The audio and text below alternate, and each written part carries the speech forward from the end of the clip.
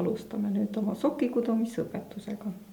Selleks, et soki kududa, vajame 5 varrast, mis sobiksid lõnga jämedusega, ehk siis meil koolis on lõng, millele sobib number 3 varda komplekt.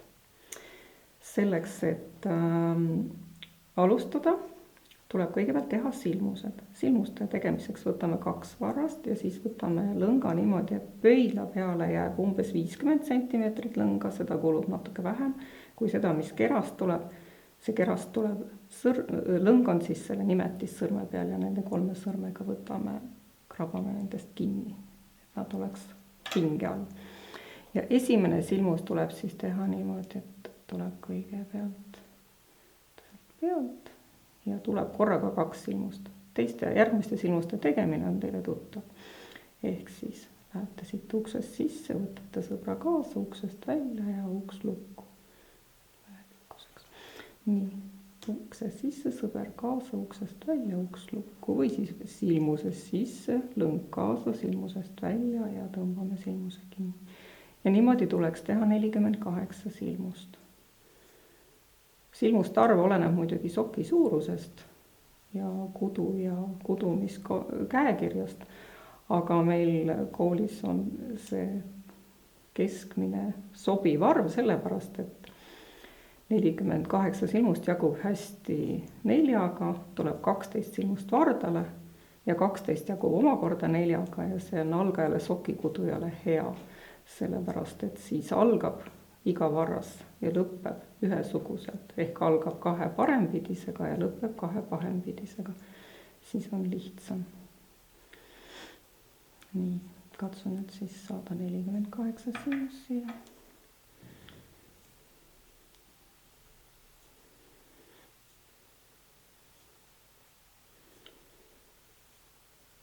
Vahepeal on lugemine sassi läinud, siis me teeme silma järgi esialgu umbes ja loen üle pärast.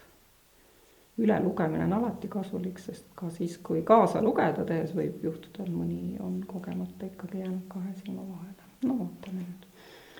2, 4, 6, 8, 10, 12, 14, 16, 18, 20, 2, 4, 6, 8, 30, 2, 4, 6, 8, 40, 2, 4, 6, 8, 3 tükki rohkem, need arutame ära. Nii. Nüüd on vaja sellest sirgest saada ring.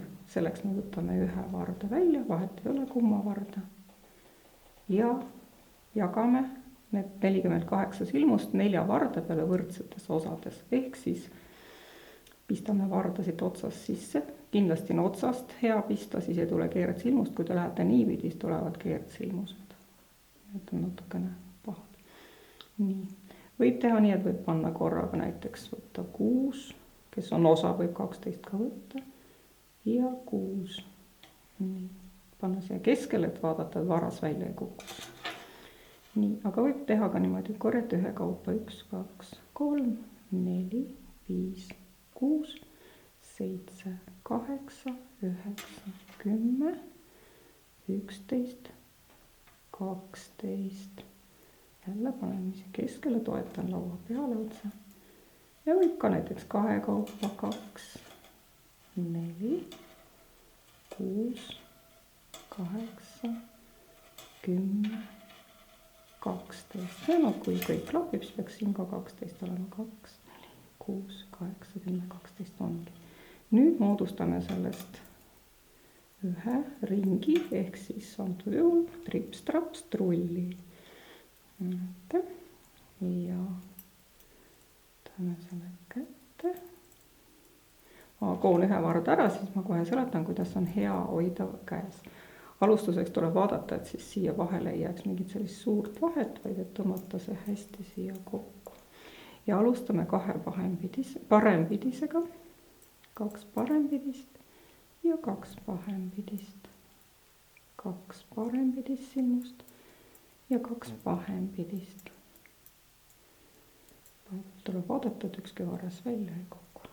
Nii, 2 parempidist ja 2 pahempidist. Et kui on 4-ga jaguv arv, silmuseid vardal, siis alati algab parempidistega ja lõpeb vahempidistega, et see on hea arvet pidada.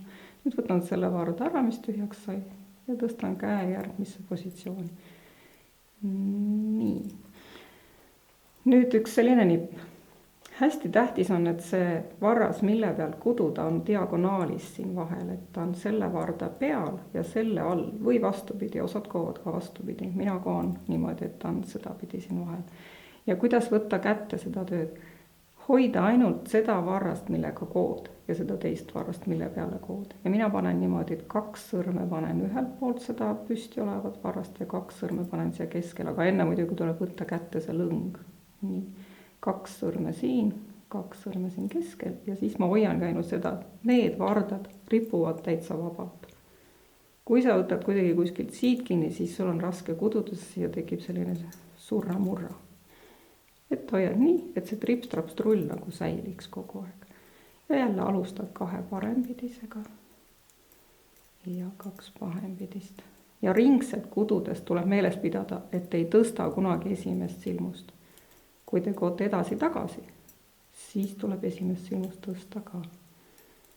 Aga ringselt kudumisel seda ei pea tegema. Nii, sain jälle varda valmis. Torkan selle diagonaalis siia vahele niimoodi, võtan tühja varda ära ja tõstan lihtsalt käe ümber. Alguses see on nagu vales positsioonis, panin õigesti. Ja jälle 2 parempidist ja 2 pahempidist. 2 parempidi. Esimest rida tuleb hästi hoolikalt teha, sellepärast, et kui juhtub mõni silmus ära kaduma, siis esimesel real võib juhtuda, et ta lihtsalt hargneb ära ja siis tuleb kõik silmused otsast peale uuesti teha. Et siis on selline hästi tähelepanelikult tuleb teha. Nii, ja jälle 2 parempidi, 2 pahempidi.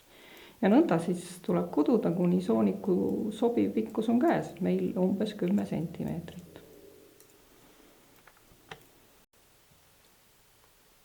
Juba 4-5 rea kudumise järel võib näha, kuidas soonik hakkab tekkima, et on sellised mäed ja orud. Parempidise silmuse tegemise järel tekib selline uhk ja vasakpidise silmuse tegemise järel selline väike lohk. Et nüüd ma räägin mõnest nipist, mida saab kasutada, kui tekib küsimusi või probleeme töö käigus. Näiteks see, et sa kood ja siis unustad ära, mis pidi parasjagu pidid kuduma. Siis seda, mis pidi kududa, saad teada mitmel viisil. Esiteks sa võid muidugi algust peale lugeda, et 2 parempidist, 2 pahempidist, 2 parempidist.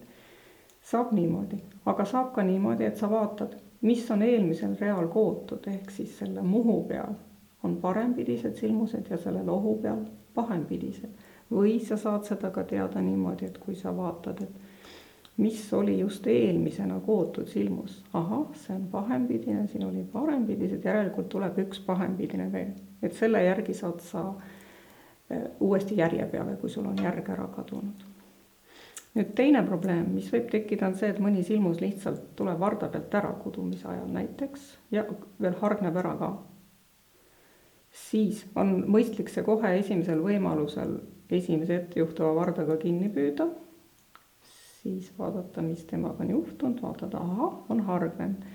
Siin taga on see hargnemise lõng ja siis võib proovida seda niimoodi, kas varda või sõrme abil uuesti läbi kududa seda eelmist. Ja siis vaatad, aha, see on see nüüd kudumata silmus, see on selle varda pealt pärit, tõstan ta siia tagasi ja siis koon uuesti läbi. Kui juhtub selline asi pahempidise silmusega, siis tuleb see lihtsalt samamoodi näiteks üles korjata, aga tuleb teha pahupidi, ehk siis tagantpoolt vardasse ja siis niimoodi. Ja panen siia tagasi selle varda peale ja siis koon läbi. Nii. Mis veel on juhtunud aeg-ajalt õpilastel, on see, et tuleb siia vahele mingi õhksilmus, näiteks niimoodi jääb üks silmus siia varda peale ja see kootakse järgmisel ringil läbi ja siia saab siis justkui nagu 3 pahempidist silmust ja see tekitab suurt segadust. Et siis proovida vältida neid õhksilmuseid või siis kui järgmisel ringil märkad, et on selline imelik silmus, siis lihtsalt lasta see varda pealt maha.